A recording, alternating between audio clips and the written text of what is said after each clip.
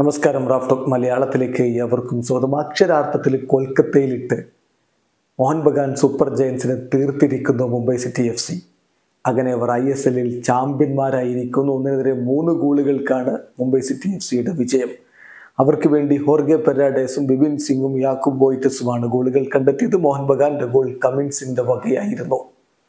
കൊൽക്കത്തയിൽ വെച്ച് നടന്ന മത്സരത്തിൽ മോഹൻ ബഗാൻ സൂപ്പർ ജയൻസിന്റെ മുന്നേറ്റങ്ങൾ നയിച്ചുകൊണ്ട് ദിമിത്രിയോസ് പെറ്റാറ്റോസ്, കമിൻസ്, താപ്പ എന്നിവരൊക്കെ ആദ്യ 11-ൽ അണിനിരന്നപ്പോൾ മറുഭാഗത്ത് ഹോർഗെ പെരാഡേസും ചാങ്തയും ഒക്കെ ചേർന്നുകൊണ്ടാണ് മുംബൈ സിറ്റിയുടെ മുന്നേറ്റങ്ങൾ നയിച്ചത്. കളിയുടെ ആദ്യ പകുതിയിൽ ആധിപത്യം പുലർത്തിയത് മുംബൈ സിറ്റി ആണെങ്കിലും ലീഡ് എടുത്തത് മോഹൻ ബഗാൻ സൂപ്പർ ജയൻസ് ആണ്. 44-ാമത്തെ മിനിറ്റിലാണ് ദിമിത്രിയോസിന്റെ ഒരു ശക്തമായ ഷോട്ട് ഗോൾ കീപ്പർ തടഞ്ഞിട്ടത്. കമിൻസ് വലയിലേക്ക് റീബൗണ്ടിൽ നിന്ന് തട്ടിയിട്ടുകൊണ്ട് അവരെ ലീഡ് നേടിക്കൊടുക്കുന്ന മോഹൻ ബഗാൻ സൂപ്പർ ജയൻസിന്. അതേസമയം നിരവധി അവസരങ്ങൾ മുംബൈ സിറ്റി FC ആദ്യ പകുതിയിൽ തന്നെ ഉണ്ടാക്കിയെടുത്തിരുന്നു. ചാങ്തയുടെ ഷോട്ടുകൾ ബാറിലും പോസ്റ്റിലും ഒക്കെ അടിച്ചു പോകുന്നതൊക്കെ കണ്ടു.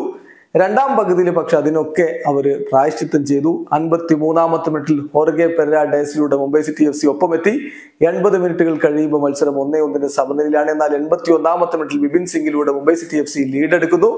ഒടുവില് ഇഞ്ചുറി ടൈമിൽ യാക്കൂബ് ബോയ്റ്റസ് കൂടി ഗോൾ അടിച്ചപ്പോൾ 1-3 ഗോളുകളുടെ തകർപ്പൻ ജയമാണ് മുംബൈ സിറ്റി FC സ്വന്തമാക്കിയത്. അവർ കിരീടവും ചൂടിയിരിക്കുന്നു. ഇവിടെ അവസാനിക്കുന്ന ഫുട്ബോൾ ലോകത്തെ കൂടുതൽ വിശേഷങ്ങളുമായി റാഫ്റ്റോക്സ് കൊണ്ടുവെത്താം.